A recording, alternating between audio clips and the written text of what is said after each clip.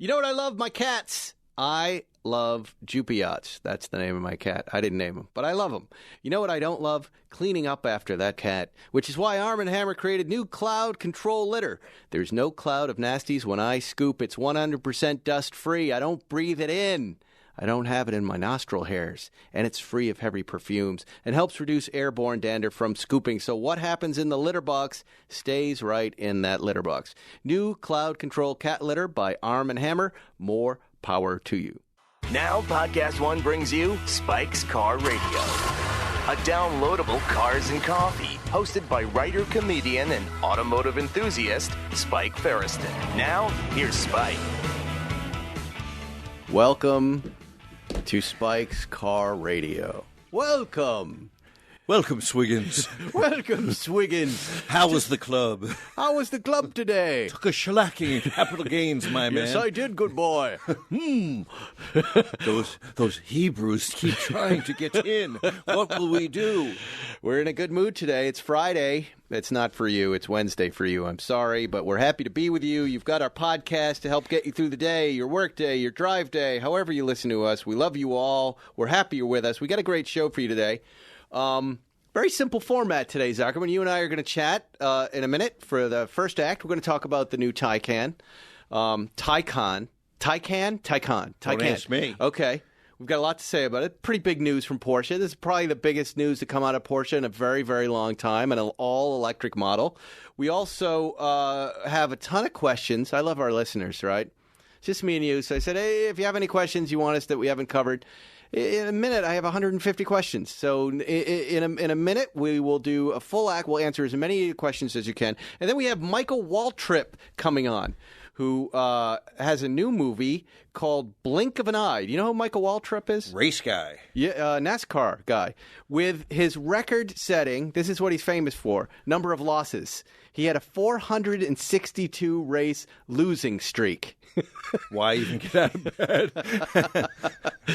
On the schneid, for sure. Yeah, and it's an amazing story. And then he meets, where's the guy? Dale Earnhardt. He meets Dale Earnhardt, right, who says, I want to put you on my team, and shows faith in this guy and shows confidence in him, and it awakens something in him. And he awakens the winner. It's an amazing story. It's an amazing little film. Michael Waltrip himself is calling in, Zuckerman. Amazing. He's going to tell us the whole story. An overnight success after 462 losses. And a perfect guest. Well, he was also there when Dale, crashed and passed away. So, Blink of an Eye is the new movie. Anyway, let's talk about this electric car, Zuckerman. This is quite a big deal, right? There are lots of things about this announcement that I think caught a lot of our attention. I think overall, I just want to say I love this car. I'm excited about this car. I love that it's as close as I think they could get as to the concept car, except for the suicide doors. The wheels look the whole thing in white looked almost identical to the concept. Home run there, right? The pricing point, a little expensive. I mean, what were your first impressions without getting into the details? And then I'm going to take us through the details of this car. My first impression, I've said before, I am not a forward-looking person. Electricity, it does not seem like a conveyance that is for me, but I am trying to take a little bit of a page out of your book and be enthusiastic about this vehicle and accept that the future is coming, whether I like it or not. And as far as electric cars go, electric cars go, I think this is a good-looking car, and it's the one I want to try. I have not wanted to try any of these other electric cars. They have like 30,000 orders for these things. They don't have enough cars to fill them worldwide. It's the same thing. But they're going to make a ton of electric cars. But let me just back you up to a simple observation. Haven't you noticed there's more smog in L.A. this year? Haven't you had days where your eyes are just aching again, like it's the 80s again here in L.A.? And don't you just want to contribute to keeping the air clean, at least when you're doing the majority of your boring driving? Yeah. Not really. I mean, yes. I think no? Come on, man. Okay. How about lung cancer? My carbon footprint is pretty small. Now, Forget about that. What about lung diseases? I don't smoke anymore. You're smoking when you walk out by the 405. I agree with you that the world is a dirty place, and I think the world is warmer and dirtier and full of more people.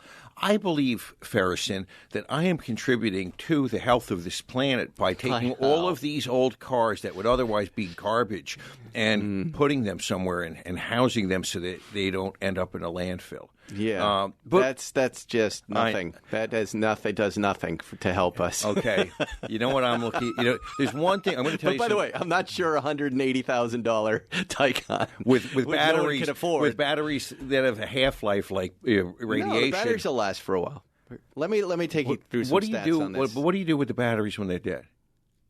They recycle them, actually. You can recycle them. You and I are very different people. I just want to point this out. You look forward to the future. You know the only thing I want out of it? I don't really. I'm a lot like you. But in this case, I do want. I worry about dirty air and its effect on children and myself. And I like L.A., and I want it to be a cleaner, nicer place. There's one thing I'm looking forward to in the future. What's it? A pill that will make everything okay. Other than that, you can have the future. A hair pill? Would you take a hair pill? No, I don't want a pill. I want something that looks like toothpaste that I spackle on my head, and then I have hair spring out of it the next day. Temporary hair that a week later? It's like that shit they spray on the side of the freeway that turns into grass. It's like garbage and mulch with seeds in it. Yes. Yes. What about, I thought you were going to go just the sweet release of death. That's what I look forward to, just when it's all over. Okay, yes, that works too. But until then, I'll take a pill that just makes everything okay. All right, let's go through some stats here. I've got Chris Perkins of Road and Track. I've got his coverage of the Taycan, which I thought was terrific.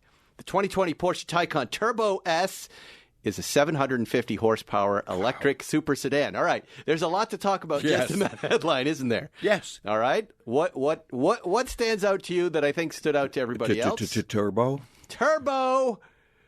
Turbo and Turbo S, right?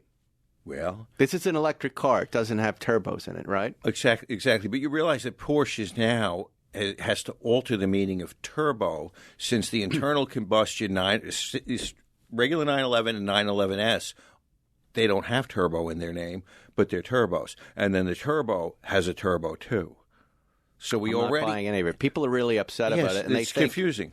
Yeah, Jason Torchinsky is attacking it on Elon Musk is attacking it. Well, we're going to get to that, but Jason is saying that they're ruining the word turbo. They're taking it and they're turning it into something else. I guess, and it should be preserved for what it means. Except GM used the word turbo for many applications that had nothing to do with turbo. For example, Corvette engines were turbojet engines. Right. You know. Right. I mean, I'm agreeing with you that it's named Turbo. Well, his shell looks like a turbo. I guess, is why he was called Turbo. It seems senseless and weird. Well, here you go. Here's a little news. I reached out to Porsche for a comment. Really? And they gave me one. Really? Yeah. They gave me one in a couple hours. They talked to me like that. Here's their comment. I asked them, what's the deal with Turbo? And here's what they wrote. It's really simple. For Porsche, the turbo nomenclature is synonymous with the top of the model line and represents the peak of both performance and luxury. That is their official statement on it. And here's what I think they're saying, Zuckerman. All right? I know you're rolling your eyes. But I think what they're saying is this. We're going to make a lot of electric cars, and we want people to know which ones are the nicest and the fastest. And we don't really want to clear any more words because, you probably don't know this, but it's really hard to clear a word in a car name, which is why we're getting so many numbers and letters and everything else. Like Nova. Huh? Like the old Nova. Well, look what we have with Taycan. Yeah. I mean, they had to, and to now figure out a new hierarchy of cars, that's their official statement, I think, of what they're saying. They didn't say it that way, but I think that's what they're talking about, which means... Again, we can deduce that not all of these cars are going to be expensive because here are the price points for these cars. The Turbo and the Turbo S at launch. Turbo, $153,510. I don't know how they arrived at that. $187,000 and $610,000 for the Turbo S. That's a lot of money for an electric car. We will antenna make people that think that we really thought of this and added the numbers up. But it's comparable, isn't it, to the e-hybrid Turbo S, right? Yes. That car was up around $196 or somewhere up there. I remember it being ridiculously expensive, right? I think they now charge what the market can bear versus what the content of the car is. But here's what I find really interesting and why I think Elon Musk attacked them. And again, we'll get to that in a minute. I think this car just became the cool electric luxury car, and it now makes the top of the line Tesla look like a Toyota Prius. Which is those people. To those people. It's not me, so stop giving me crap all over Instagram. Oh, Spike, just because you guys can afford it, it's not like it's not me. I'm not going out and buying a $200,000 electric car. Not yet. Unless Z and I split it. Maybe we get a couple guys to go in on it. But what I'm saying is, I find it, for a second I was wondering, why are they making it so expensive? Two reasons, in my opinion. They're gonna start making the cheaper ones soon, right? But also because they're taking the top-of-the-line Tesla with a body style that has not evolved since they started making cars in when? 2007? I don't know when that is. And it's just the same thing over and over again. And now that just looks like, to me, I think to the luxury buyer out there, that car now looks like a Prius. Strategy, Ferriston, you take the high ground and hold it. Yeah. Just and like in war. Yes. They're taking the high ground. And the Tesla nerds are lighting up my Instagram all over the place going, but look at the comparisons in this and the 0 to 60 and that. I go, yeah, but it's not cool. It's not cool. Most people want to buy in that market, in that segment. They want something cool. And Porsche just walked in. The Audi e-tron GT just walked in. And they made stuff that looks cool. And I'm sorry, the Tesla Model S does not look cool, nerds. And I like it, but it's not cool. Where do most of these cars sell, Ferriston? Right here in Brentwood. Right here in L.A. And we believe in looking cool. It's California. Yeah. And Tesla was cool for a second, but now it's not. Now we know who has the high ground. Yeah. And it's going to piss down everyone else. And Porsche that's why I call it the Tesla beater. I don't look. I'm not rooting for Tesla to go out of business, and I applaud them for what they've done. They've done an awesome job bringing electric cars to the forefront. But they're not as cool as the new Porsche. So you should drive a Taycan, a Tesla beater wearing a wife beater, and get out and do a review of it. So they can have horsepower in these electric cars too? 616 horsepower. This is really funny that we're going now into the next iteration of transportation and we still refer to horses. Yes. Right? We had to relate the internal combustion engine to horses because that's what we were familiar with, and now we are talking about electricity and still talking about horses. Taycan Turbo S will give you 2.5 seconds, each of them, of overboost, increasing output to 670 horsepower, 750 in the Turbo S. The results are serious. Says the Turbo will do 0 to 60 in 3 seconds. The 0 to 124 in 10.6 seconds, and the quarter mile in 11.1 seconds, while the Turbo S will do 0 to 60 in 2.6 seconds. That's fast, dude. That's GT2 RS Now, do you fast. think they're underestimating how fast that is? I don't know. I don't know how much of you gotta wonder. Everything is going to come out differently. Porsche historically underestimates the speed of their vehicles. Now, here is the only difference between the two cars, the Turbo and the Turbo S. You get both the Turbo and the Turbo S get a 600 amp inverter for the rear motor, while the Turbo uses a 300 amp inverter for the front motor. But the S has two 600 inverters, whatever these things are. What the fuck is an inverter? Here's what it means. It only affects you in 0 to 60. So that if you really are into the 0 to 60 time, that 600 volt amp inverter unit in the front is going to carry you faster off the line. Otherwise, these cars are identical. Have you ever seen a girl with inverted nipples? What does that mean? Because I don't understand what an inverter is. Huh? You don't have to. Just understand that one is going to have a front axle that goes makes it go faster off the line. All right? That word makes me think. That's how you simplify. That word makes me think. Yes, because you're dirty. You're a dirty old man. And disgusting. And I'm older than you. I'm older than you right now, For the next month and a half. For the next month and a half. I'm going to use that over you, Zuckerman. You're older. I'm totally older. And my brother, and you're like a brother to me, but my real brother, Wally, we're Irish twins. So for 3 weeks, we're the same age, and we were. And he, like a little kid, called me up, and he goes, hey, we're the same age. And I went, I can't believe at this age you still care about such things. So on my birthday, I called him up and said, could we splice in, now that you're 55, we should have Sammy Hagar shredding I Can't Drive 55 in celebration of your birthday. Nobody wants to. Nobody wants to be celebrating that birthday. But we had a nice lunch. You and I had a nice great lunch. You took me out to lunch. That was about as good as it gets. My family wants to take me out. I said, no, thanks. How is it going to be better than that? We had the Lamborghini Aventador SVJ. We had the whole deal, which I need to talk to too. Let's keep pressing through this Taycan. By the way, next week Johnny Lieberman's on. I think that's a guy who can really take apart the Taycan for us. Who do you think would win a fist fight, Lieberman versus Farah? Matt Farah for sure. Really? Yeah. He works out, I think, more. Well, when I look at their feeds, there's more booze on Johnny Lieberman's feed, and he has protein on Matt's feed. He has a gentle way about him. I don't know that he's a fighter. They both have incredible automotive knowledge, but I think at the end of the day, Matt's got a little more anger and a little more might. He's Shrekky in his body style, right? Do you think he'd get psycho strength and throw Lieberman off the building? No, I think he's got one punch that can just clobber the guy. He might just go boom, just down on him like that. Do you think we can arrange the fight? Yeah, now. Let's do it. Sure. Let's ask Lieberman. What about one of those? Have you seen the Russian slap contests? Yes. This is the second time this has come up this morning. I had a breakfast meeting this morning. That's how the whole meeting started.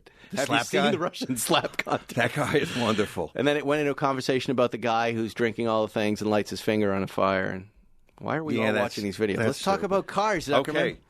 Talk to me. And what color would we get the Taycan in? That's a question. I built a dozen of them. There are lots of good car combinations, but they have this, and I forget the name, this ice blue metallic color, this like soft blue that I don't know what it looks like in real life that I thought was interesting. I also like the white with the black wheels. I think that looks cool. I would say that it has to be either that light blue or like a green, metallic green, something electricity looking. Yeah. You need something like electricity. What about I was thinking about the 992 though this morning too, and then you texted me something. Yes, about I said that. to you with your connections to Porsche. I'll say it right for pandering for your connections to Porsche. Oh, you want press cars? I want a 992. I'm excited to drive this car, even though I think it's too big. Yeah, we can figure that out. Yes, let's do that. I've been talking to him this morning because I'm also trying to get in touch with Bentley. What do you want from Bentley? And, the new Continental? I got lit up about the Taycan again by a lot of people, a lot of comedian types and folks that want to know more about it, which really means they want to drive it. So I'm working on all of it. I was invited. I didn't go. Jerry and I were invited. You were invited. You could have come to that special Fire and Ice, yes. Fire and Ice show. But it was my birthday, and I didn't want to do it. I didn't want to. Who wants to go to Montreal? All right, look, we're running short on time here. Already? Yeah, well, you and I get going, and then we can't stop. Just blathering. Elon Musk obviously was tweaked by the Taycan and tweeted out this. That's how we started. Porsche.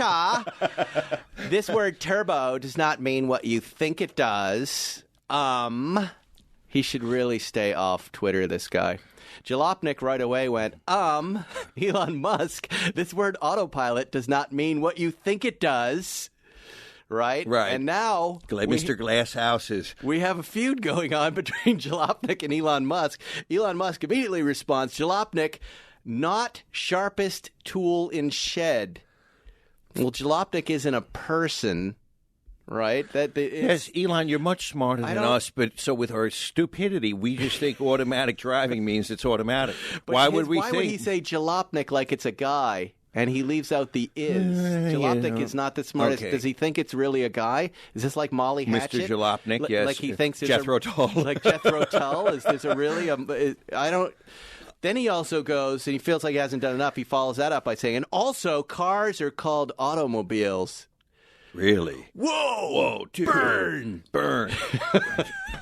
My whole hair has been singed off. Jalopnik, how will they recover from this? And does he celebrate with a puff off of some weed or maybe a little microdose? Microdose. I'll have 2 doses of microdose. What do you make it? Why doesn't he just ignore it? Because he looks insecure in that moment that he even said anything. Yes, it makes you say, boy, he's really afraid of this thing. Right. And he wins on these stats, but I don't know. He doesn't win on the cool. That's the problem. Stats don't count all the time. Which of the guys? So the fellow I was meeting with this morning, who we're doing an entertainment project with, he drives a Tesla. He doesn't give a fuck about 60. Doesn't give a fuck about it. Does not care. You know what he likes? He likes a cool car. And you know what he said? We were talking about Tesla. He said, I can't just get another one because I keep getting the same car. It looks the same. And I said, exactly, that's the problem. Who else is making an electric car? And therein lies the Tesla killing. That's what's going to happen to them. because it's not just Porsche, it's not just Audi, it's everybody. And everybody's making electric cars. Who knows how to develop a car and keep the market excited more? Tesla or Porsche? Right. Simple. Or Jaguar. Or Volkswagen. Or any of the other people who... Volvo, who's only going to make electric cars. The Germans have used electricity effectively over But the they years. just have development money out the wazoo, right? Is that what you're saying? They weren't electrocuting people. They had electric fences. But you can cut that. Cut it out. You don't have to cut it. Okay. So what do you think's going to happen? You think Mr. Piak will call you from beyond the grave and yell at you? Let's, before we go, because we have to take some audience questions, listener questions. I really enjoyed the Lamborghini Aventador SVJ Super Veloce Jota. Do you know what that means? SVJ Super Veloce. What does that mean? Super fast. Jota. Jota was a model of theirs, and I think it's a Bull, right? Track focused. Oh, track focused. But good on the super fast. You're exactly right. Do you know what a Hoto is? No. In Spanish? No. I bet the audience will fill you in. I know what Yoda is. Yeah. Yes, I know him.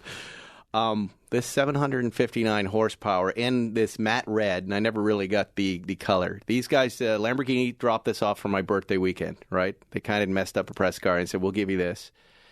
And then, I'm realizing they said they would have given me the Roadster, and that was the car they debuted up in Monterey, and I didn't put it together. Tell the audience what the coolest thing about having this car was.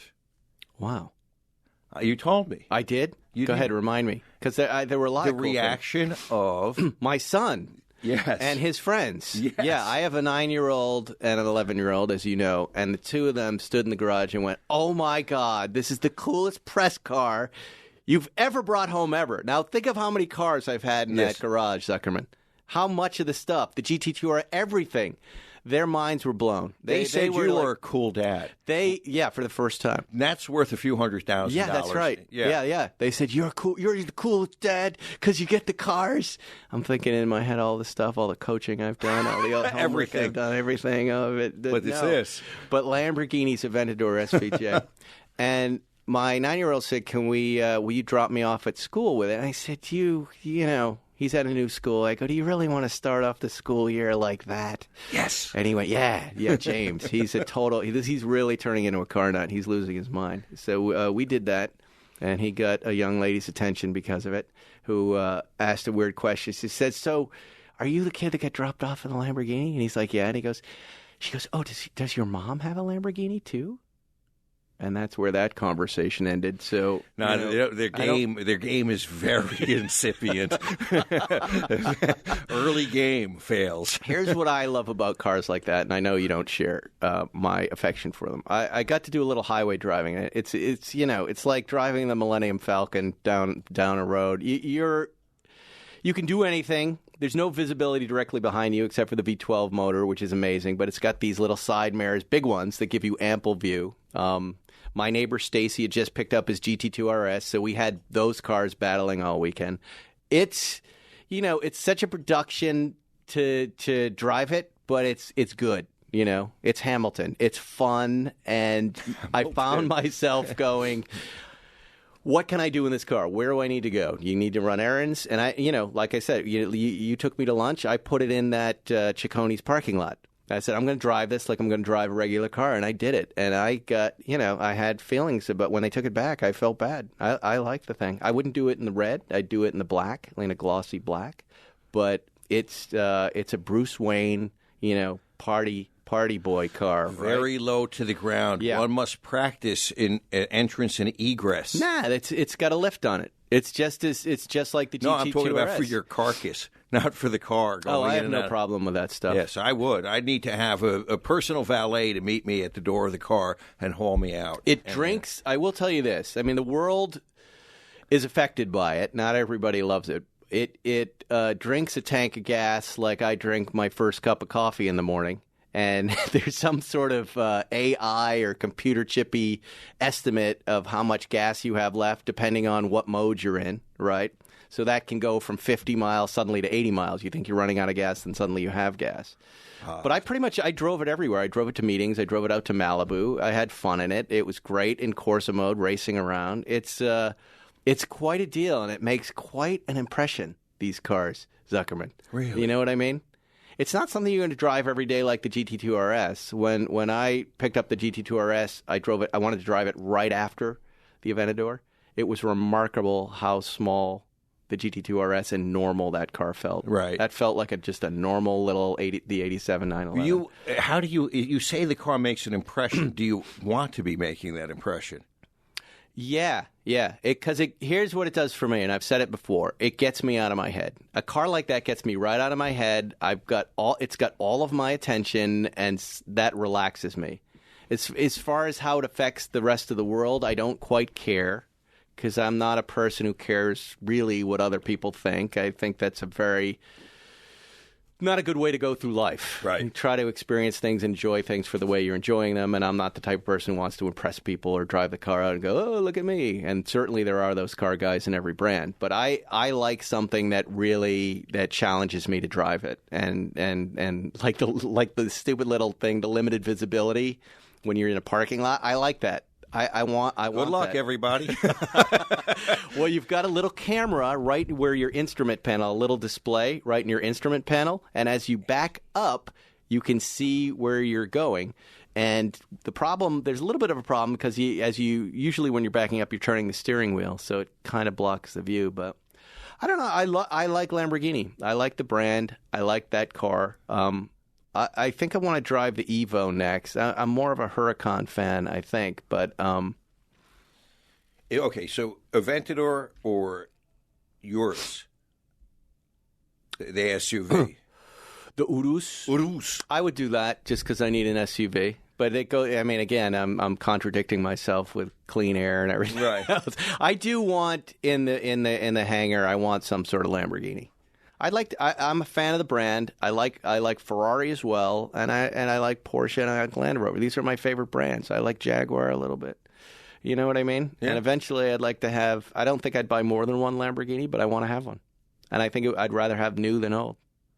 Don't disagree about that. There you go.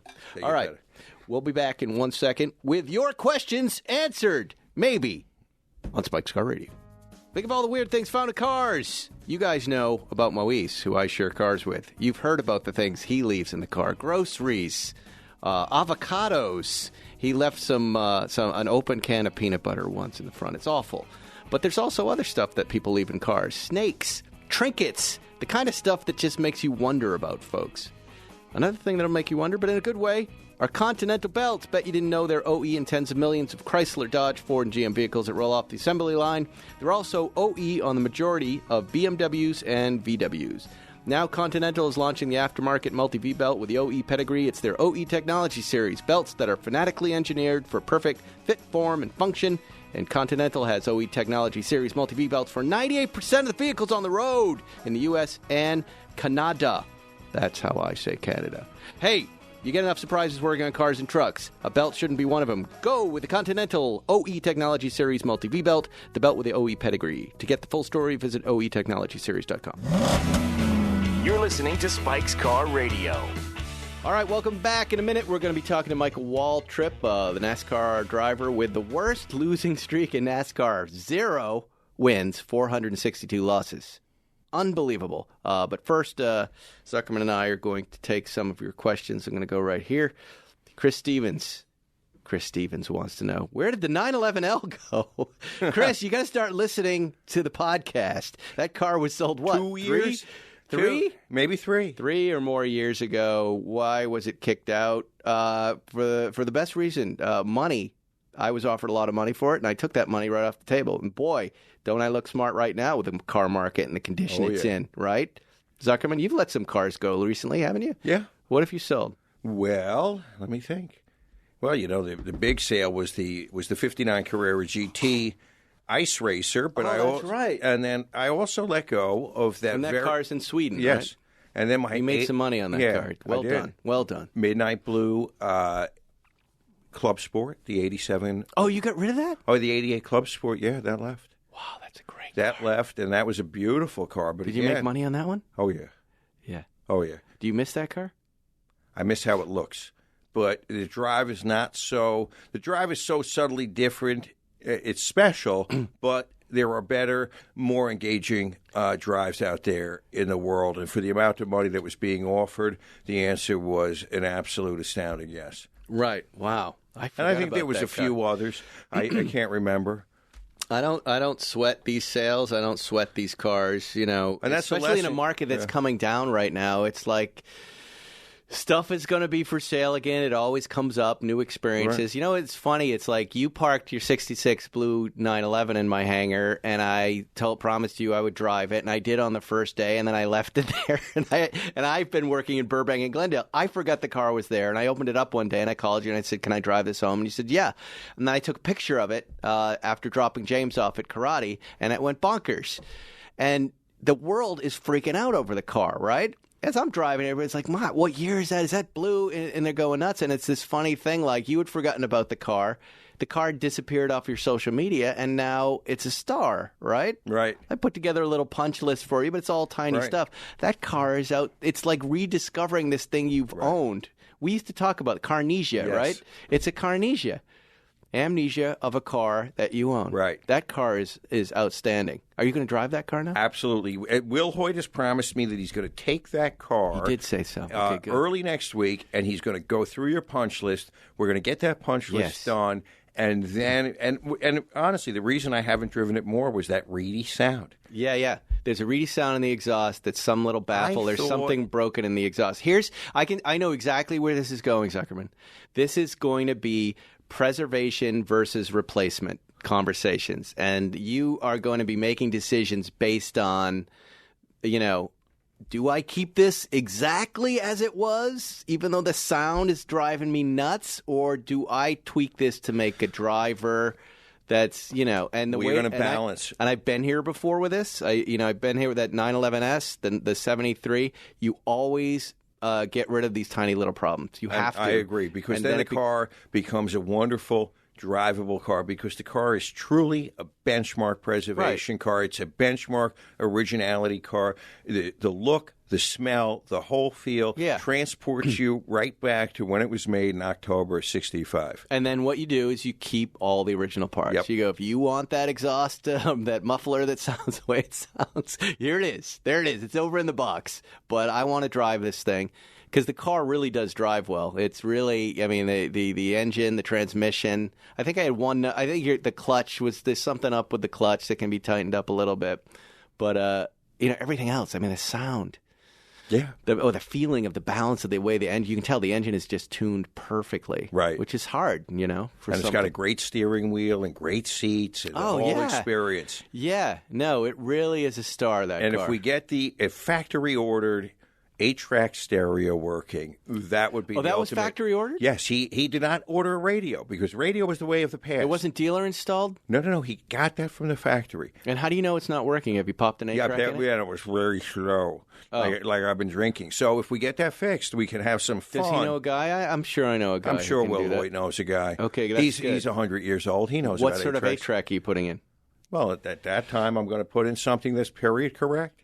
A little late 60s rock and roll. Right. Well, they want to know if I'd buy 8-ball back. Someday, I guess I would do that. I liked the car, I enjoyed the car, and I used it, but there are other things that are suddenly on my radar. The GT3 4.0, your blue 66. There's been talk of going Plan Z with the 73 RS between me, Zuckerman, and Jerry. There's lots of plans, but, I also have a new business. I have a new company, and I'm trying to focus on that, people. Leave me alone. Let me make the money first. At one point, Spike, you were concerned over, this is Car Guys TV. You know who Car Guys TV is? Vaguely, yes. Yeah, they did that video in England. I thought that they had the T-shirt, the Spike Car Radio T-shirt in the back. Boy, that really impressed my kids. Yes. They were really excited about it. Thank you for that, by the way. They're saying now that I'm swearing more on the show, and that this is, at first I was against you swearing, but now I'm dropping F-bombs left and right. This is my insidious influence on people. You're like a virus. They also want to know, are you guys getting 911 Speedsters, or do you favor the 718 Spider? Jerry drove the 718. We drove that car up in Monterey. It was nice. And you are getting a Speedster, right? I have a Plan Z with a friend of mine. That's fantastic. And we're going to have one soon. Wow. When does it come? Because, we're all thinking about 992s. I heard September. So. Oh, wow. I heard Well, sometime. it's September now. Yes, indeed. Do you want to say how you spec'd it out? Okay. Well, I did not get the bed sore buckets. I got the 18-way comfort seats. And Color? stone gray. Really? PTS? Paint to sample? Yeah. Nothing else? It's not going to have the heritage package? No. Wow. Stone gray. What color's the interior? Black. Wow, that's going to be a cool car. I believe it's black. That's a cool car. And, yeah, that's going to be very cool. I think the color's right. Wow. Wow, that's exciting. Yes. That's really exciting. Yeah, car. very exciting. So I'm looking forward to that. That's going to be I think it'll be a big win. And, because, we just sold our Chalk GT3 Touring. That's another that car's out. That car's out, so this will take the place. Yeah. No, I know. Well, people are going to be shuddering at that news right now. But, it was right at the moment where It was the right moment. The new GT3 Touring was announced.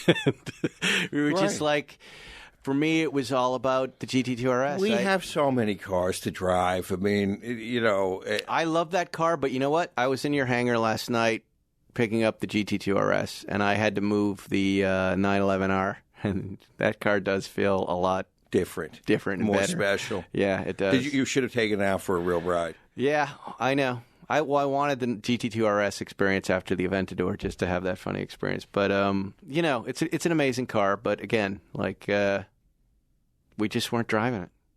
What do you say? It's a weird problem that you can't complain about. Exactly. What do they say? First world problems. It's not cancer, Spike. Whatever. Can Zuckerman have his own show? Yep. No, thank you. He's absolutely brilliant. No, thank you. He is brilliant. No, he's very funny. You. And yes, as long as I keep 50% of it, he can have his own show. I want everybody. It's a nice compliment for me. I'm the one who put you on here because I recognize your talent. But I want everyone to understand because sometimes people say, "Hey, you're funny." I have the easy role here. You are funny. I have the. You know how hard it is to sit down in front of a microphone and actually have words come out of your mouth and tell a coherent story like you do. No, you were telling stories last night. Oh, that's different. But you were raconteuring. Working in boiler rooms. Just take the compliment and say thank you. I'm complimenting you, though. Though. We talk about a spin-off for Zuckerman, a car. We'll do a show that's all automotive. We'll do an episode that's all kind of automotive legal problems, and we'll see how you do. How about just a GoPro in my car when I'm driving, screaming at people, "You stupid fucking bitch! What's wrong with you?" Johnny Lieberman wants to know, how excited are you for Monday when I'm on the show? Oh, Johnny. We are Johnny. excited. We love Johnny. Johnny. He's great. Potatoes. All right. Third Pedal wants to know, if you had to pick a car, road car, time, where, what, and why. Oh, you answer we that. dealt with That's a very hard question. The Roof CTR3. Have you spent time behind the wheel? I did, but it was just sitting behind the wheel. I didn't get to drive it. Marco wants to thank us for the Blip Shift Spike's Car Radio shirts. Can't wait to crap on it. Wipe your ass with. Are there any more goodies in the queue? Well, Zuckerman, we sold way more. We're actually selling shirts. People are buying these shirts. Come on, how many did we sell? Well, 50. No, in the hundreds right off the bat, and Plan Z went up even higher. Cut it out. So the first one, I think people were feeling, so I think we're going to do a new one. They wanted us to do one right away, but I thought, I don't like asking the audience to pay for things. I don't think that's a nice thing to do. But the audience seems to enjoy it, and they want to share. So yes, Christmas time. What we're going to do is we're going to do a Christmas shirt. I've been thinking maybe Morris Solomon's purveyor of fine automobiles. With the two of us, with Santa hats on. No, we want people to. I said to them, and we haven't decided on anything, but I said, look into a Morris Solomon's purveyor of fine automobiles logo, very upper class British Swiggins style thing with the Spike's Car Radio on the back, and let's start there, but try to make it look cool. Ooh, yes. Limited, LTD. And we'll see what they send back. Blip Shift is great, though. They make everything so easy. I order the hoodies all the time. The James gets a ton of stuff for his friends. He's our West Coast distributor for hats and T-shirts. When I go to elementary the school, half the kids are wearing Spice Car Radio shirts. And they're like, hey! James is currying favor with the other fourth graders. They watch YouTube videos with their favorite gamers, and their favorite gamers have swag, so they could not be more impressed that their dad has swag, I guess. Flat Six Sicko, our buddy, wants to know, have you ever had car depression? Depression over a car you could have bought, but didn't. Yes. Of course. 1,000 times. What is your last car? I think back right now that I am a fool because there was a moment when I'm walking off of Seinfeld with a big pillowcase full of cash, and I go, that GTO right there is only $780,000. Maybe I should buy that. Wow. I should just buy that car. And there's nobody around to stop me. There's nobody. Well, there's a business manager, but there's nobody. Nobody. That's a car that depresses me right now, that I did not just take that and start buying GTOs and putting them in my hangar. Yeah. Can you imagine? No. But I just thought, boy, that's a lot of money for a car. That's the thing. You can't win with these mind games. You can't win with the past. You can't, because I remember shortly after paying $50,000 for a no-mile 70S in Conda Green. 6,000 miles and chalk marks from the factory. And that was an exorbitant amount as far as values. They were just like, you can't view yesterday's money through today's eyes. No, you can't at all. And by the way, as things are trending downward, sit and wait right now. All of my imaginary profits are disappearing. All my imaginary money. Just fine, Zuckerman. I had all this imaginary money, and now I have less imaginary money. Can you guys tell the story of how you, Jerry, became friends with Zuckerman? We didn't. Jerry was never friends with Zuckerman. Zuckerman and I have been friends, and we're neighbors in Hollywood, in West Hollywood, on a street there, and that's how we became friends. We were both through cars. We both like cars, and Jerry, who can be a difficult person to socialize with if you're not a comedian, I decided to take a risk and introduce Zuckerman to Jerry because I saw how funny he was. And I thought if Zuckerman hadn't been a lawyer, he would have been a comedian. And right away, I think that relationship worked, right? I know that he was turned off by the potty talk in the beginning. There were all sorts of things that you said, like you say on this podcast. But now you've got Jerry doing it. I told you, I'm like cancer. I'm like a virus. You brought him into your world and orbit like you brought me into your orbit. He would say, "Oh, Zuckerman, you're better than that," and I would say, "No, I'm not." There was a time. You remember when he would go, "Oh, can we not talk about poopy while we're eating?"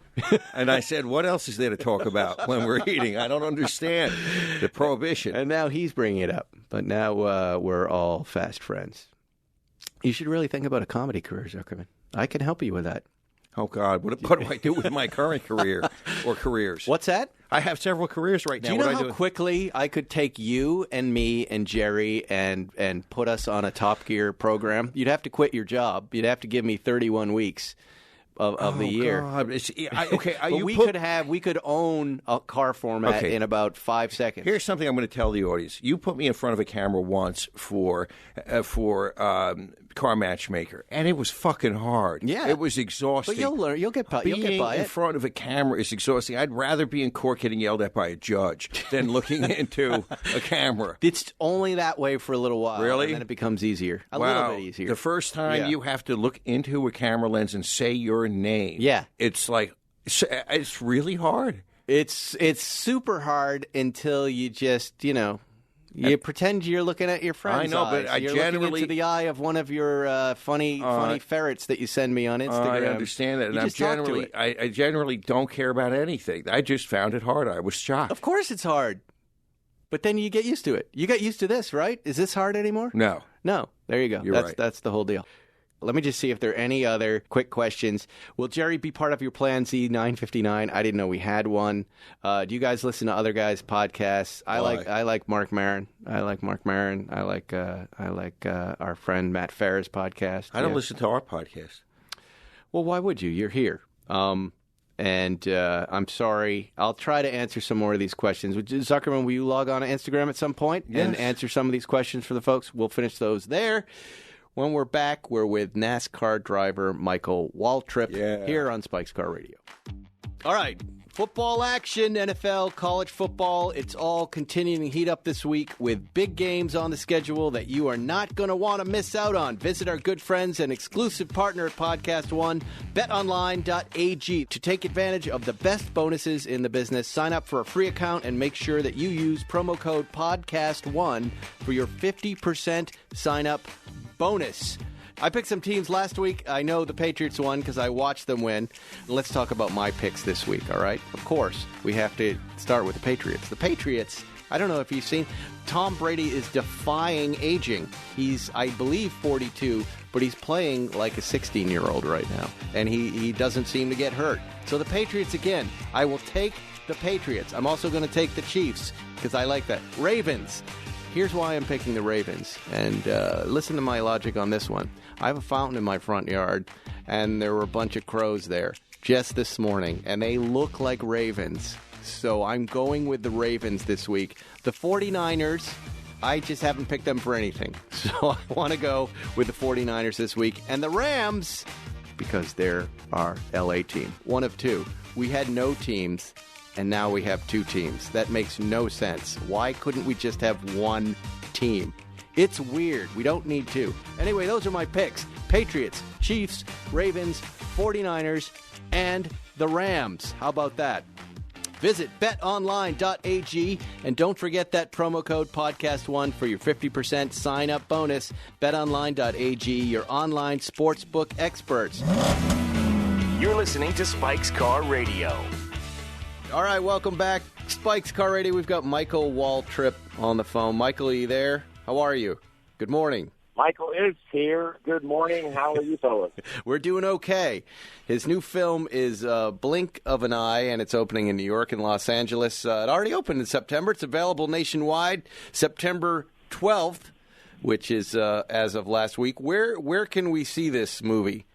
It will be shown in 800 theaters across America. Wow. One night only, Thursday night the 12th. If you live in Charlotte, North Carolina, it's 3 or 4 theaters around here you can see it, and that's the case in most cities. So you just go to Fathom Events and search Blink of an Eye, and it'll tell you type in your zip code, and it'll tell you where the nearest studio is, or yeah, theater is that you can watch it. And it's a movie based on the New York Times best-selling book Blink of an Eye, which focuses on Michael and his friendship with Dale Earnhardt Sr. And I watched this over the weekend. It's an incredible story. For the listeners who don't know anything about it, take them through it. Well, it's a story that, I'm a race car driver and been one my whole life, and obviously Dale's one of the most famous racers ever. And so it's a story that is set in the backdrop of racing, but it's mainly a story about friendship. Dale and I were buddies. We would vacation together and then race together. And he always told me when we were off fishing or wandering around the farm that, if I went to drive for him, I would win, that he could prepare cars I would win in. And I said for years, well, damn, let's do it. Let's give me a car. Let's go racing.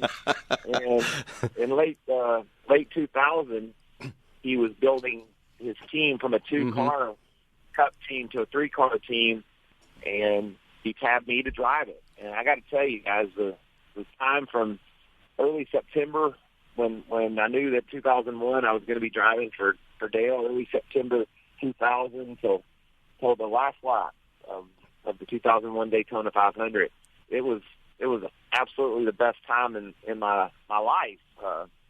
Not only career-wise, but my family was great, and I got this opportunity to drive this fast car, and I was going to go win races, drive for one of my heroes, Dale Earnhardt, and it all looked like it was perfect until on the last lap of that race, he crashed in turn 4, and we lost Dale Earnhardt.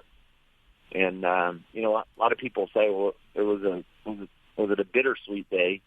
And my answer is no.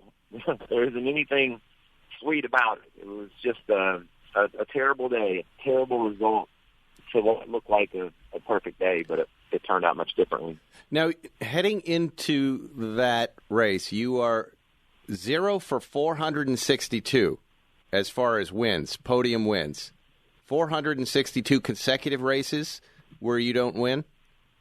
Yes, and that number is significant in the history of NASCAR because never has someone lost that many races and then finally won one. And what does guys, I think, just backing up? So at that moment, Dale Earnhardt sees you and knows you as a driver and says, "This is the guy I want to race with," right? Yeah, I'd raced with Dale for many years, and there's Saturday races, the junior league of NASCAR, and I was able to win Dale. And there's days it looked like I was going to win on Sunday, and it just didn't work out. And think about this: as I woke up Sunday morning before the big race in Daytona 2001, you couldn't have convinced me I wasn't going to win that race. I learned about his team and all the assets and tools we had, and then he, as a driver, he told us a plan, how we were going to work together and draft together, and we were going to win the race. And I believed it. I bought in. I was over 462, but for me, my record was dead even. I haven't even started one race for Dale Earnhardt yet, and at the end of that day, my record was 1-0, and that just tells you how powerful of a friendship we had, and what a great mentor he was, because he built me a car and got me mentally ready to go out there and win, and that's what I did. How many years are these 400 and some odd losses? How many years was that over? It was over 15 years. I started racing in '85, and my 15th year at the Daytona 500 was my first victory. How did you keep going? How did you keep going and not give up? That's the part of the story that fascinates me, that you continue to do it and do it and do it until it worked. I have a podcast myself, and Jeff Gordon was my guest today. And when you think about winning and winning early and winning often, that was Jeff Gordon. And we were talking about the losses, but I would win on those Saturday races, and some of the Sunday guys, some of the big-time stars, even Dale Earnhardt, would be in those races. And then there were days on Sunday when it just looked like for sure I was going to win, and either a tire went flat or an engine blew or I overshot my pit or some mistake would happen and took those chances away. Now, obviously, there's a trend there. It's 462 times without a win, so the number of times maybe weren't that great, but it certainly kept me coming back. It kept me believing that if I can beat them on Saturday and I get in a car on Sunday and I can lead the race and be in a position to win, one day I will win. And you did. I mean, and Zuckerman, you understand what he's saying. He gets into the Daytona 500. He gets to the winner's circle and wins, and then learns of Dale's accident. I mean, what a moment that is. Yeah, tell us about that moment, because it's the highest of highs and the lowest of lows at the same moment. Yeah, I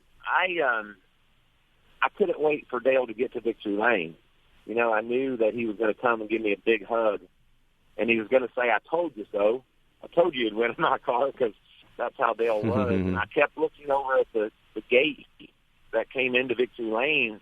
While all the champagne was flying in the air and confetti, I kept watching that gate, wondering when Dale would come through it. And after 15, 20 minutes, my curiosity was getting the best of me, and I asked my wife, like, "Where's Dale? Why is Dale not here?" And I asked my team, when is he going to be here? And they assured me that, that he would be there shortly, that he had been in that wreck, and they would check him out, and he would be right to victory lane. And then the first guy I saw that came through that gate that was on the track with me was my friend, Kenny Schrader. And Kenny, he had a weird look on his face. And when he came up to me, he said, "It's not good." And we joke a lot. And he would make fun of my record. And I said, it's really not that bad that I won the Daytona 500, is it, Kenny? And he said, no, it's Dale's not good. I just want you to know. And then he left, and then I didn't know what that meant. And just a confusing time. And then finally, at the end of the victory celebration, my publicist told me and my wife that Dale had died in that wreck. Wow, what a moment, huh? What a moment in life. That's an incredible... It's something that people ask me all the time, like, how do you deal with it? How do you do a movie about it and deal with it? Well, whether I do the film or not, it's my life. I wake up every day and think about what might have been, how great that day would have been. And I did the movie for a couple of reasons. One was to honor Dale and show people the side of Dale that they may not have seen before. And the other is just to inspire people to overcome adversity, give them an example of a guy who thought the world was perfect only to find out that it crashed down around him, but yet persevere and keep pushing forward. Mm-hmm. I was in a position to win a race after losing more races than anyone ever had, but yet I showed up that day with my game face on and went and did the job. And whether it's, I guess it's an example of if you're a salesperson, you get told something no 462 times. By God, you're going to get yes on 463. Yep. And don't ever give up. There you go. It's an amazing story. He won his first ever race. Was that a go-kart race? Did your parents throw you in a go-kart and you just won right away? How did that go? My brother Bobby he's a middle brother between Daryl and I. Daryl was the oldest and I was the youngest. And my brother Bobby had a go-kart. And I couldn't convince my big brother Daryl to help me get racing, but my brother Bobby said, "Yeah, brother, come on down here and give it a try." And I don't know if I definitely had the fastest go-kart, and evidently I was pretty quick to learn. And that's what's crazy about the story of the losses. When I was a kid, I wanted everything. Like, I won everything I raced. And even up to the Saturday races that I'm talking about in NASCAR, I won in my third or fourth start in that series. So I was a winner. And then this kid that was a winner, he was getting to become known as a loser, losing more races than anybody. But we never gave up.